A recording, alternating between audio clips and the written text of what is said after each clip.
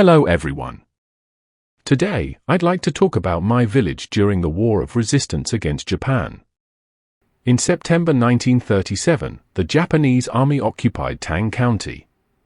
Our village, located near the west gate of the county town, was designated by the Japanese as a so-called protected village.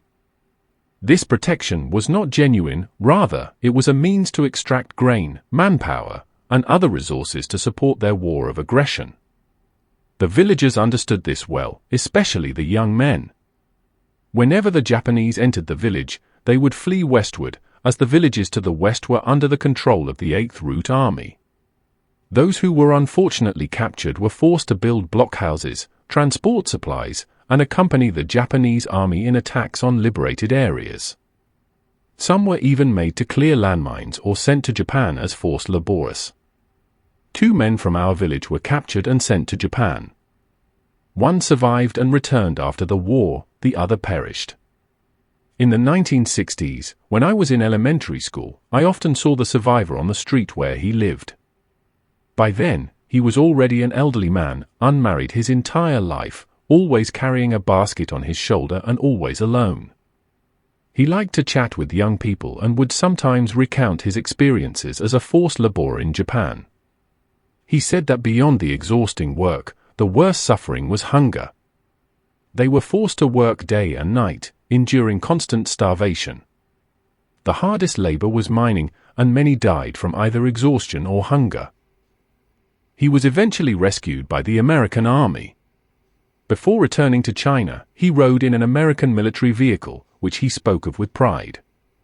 He said that together with American soldiers, they drove into Japanese settlements and witnessed crowds of Japanese civilians, elderly people, women, children, and infants fleeing in panic, crying and screaming in all directions. Watching this unprecedented scene from the vehicle gave him a sense of satisfaction. He could speak a few words of Japanese and even taught us how to count from 1 to 10 in Japanese. He could also sing a song about Wang Jingwei that he had been forced to learn in Japan and explained its Chinese meaning to us. I remember one line clearly: Wang Jingwei is shameless, wanting to become a traitor in Japan. He explained that becoming a traitor meant becoming an official. Wang Jingwei, as a collaborator, was a historical criminal in China and was also unpopular even in Japan. The Japanese army relied mainly on collaborators and puppet troops to requisition grain. Villagers used every possible means to hide their grain and resist both requisition and taxation. Once, a collaborator leader led his men to our village to seize grain. His uncle lived in the village, and he demanded that his uncle take the lead in donating grain. When the uncle refused, the collaborator slapped him, claiming he was doing it officially. That was the first time I ever heard the word officially. It seems the term has existed for a long time. When the Japanese army conducted sweeps in the mountains, they requisitioned livestock from our village for transport. If no one accompanied the army, the livestock would never return. For farming families, livestock was a vital asset, and they could not bear such a loss. In one case, a family's donkey was taken, but none of the able-bodied men could go with the army. The wife, who was pregnant and close to giving birth, could not bear to part with the donkey, so she followed them into the mountains. When they returned several days later, she gave birth that very night. Had they returned even 1 day later, the child would have been born on the road, with unimaginable consequences. The child was therefore given a name containing the character, filial piety. Although our village was labeled a protected village, the Japanese army still killed people indiscriminately within its boundaries. Once, a group of Japanese soldiers and puppet troops passed through the village. Seeing a 4-year-old child playing in the street, they used him for target practice and shot him dead. I heard about this incident when I was in 2nd grade in the 1960s. I remember we were in class when we heard an old woman crying from the north side of the classroom. Her cries were unbearably heartrending.